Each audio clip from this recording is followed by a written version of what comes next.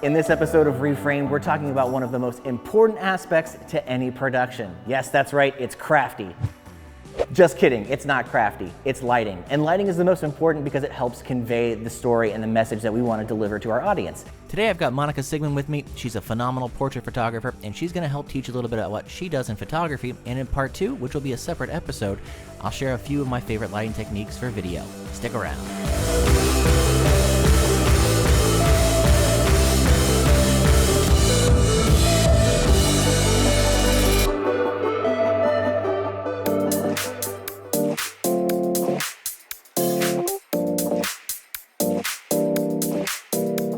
Hey everybody, I am so excited today to share with you some of my very favorite portrait lighting tips.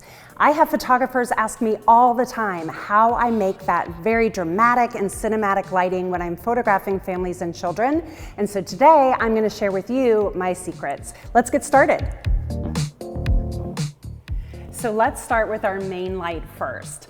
Photographers get confused about softboxes, and I like to say, think of this as a window. So when you light somebody with a natural light window, oftentimes what people do is they start here in the center of the light, and that's what you don't want to do. So come a little closer and take a look. This is the hottest part of the softbox, and we want the softest light to fall on her. So by bringing her back to the edge of the window, or the edge of the softbox in this case, now that light is feathering across her and giving us that beautiful Rembrandt shadow.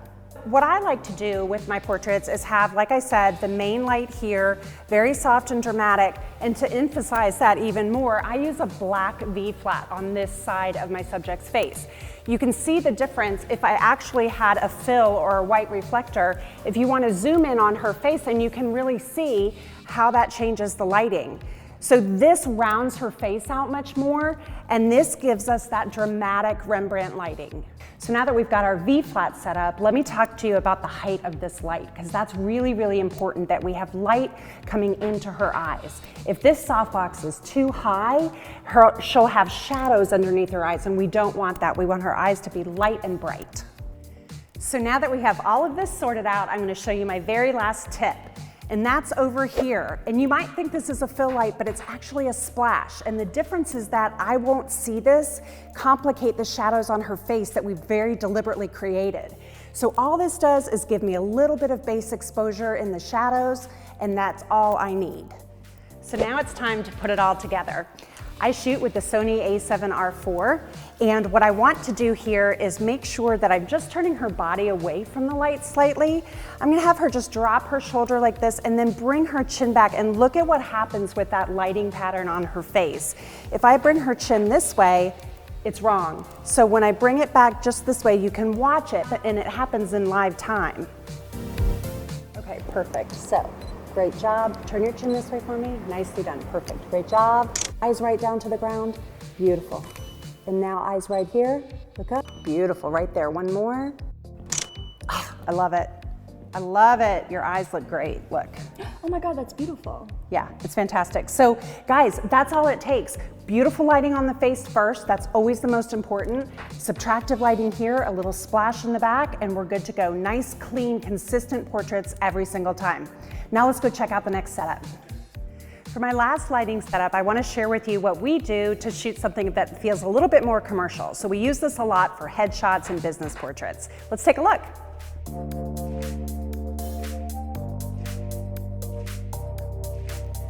So for this setup, I'm using the same Octabox, but I've changed the angle. I'm coming from the front and overhead more, so it feels more commercial.